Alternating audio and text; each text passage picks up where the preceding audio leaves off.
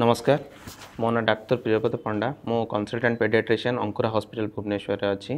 आज आम कथा हवा आसुवा शीत दिन पिला मानकर किपरि आमे जत्न नबा प्रायतः आमे देखा जाए जे शीत दिन में ठंडा जोगु पिला माने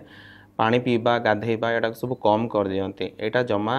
अलाउड नुहे पिला माने जेमती नॉर्मली खरा दिने गाधांती सेमती ही गाधेबा दरकार सबुदिन देहरे जेहेतु शीत दिन में देह चर्म ड्राए रहे आमे से मॉइस्चराइजर भाव में सबुठ बेस्ट कोकोनट ऑयल ही यूज करूँ तापर गाधेबा दरकार सबुदिन गाधेबा दरकार पिला मानकु पानी पीवा को आमे एनकरेज करवा दरकार सीजनल वेजिटेबल्स जहाँ भी मिलूँ सेटा ही फूड रे आमे तांकु एनकरेज करवा को नले पानी पीवा सहित खाद्य जदि प्रभाव रहिबो सेथारे पिलांकर कॉन्स्टिपेशन भी हेई पारे आउ शीत दिन मुख्यतः आउ गोटे जिनस देखा जाए जेहेतु सीजन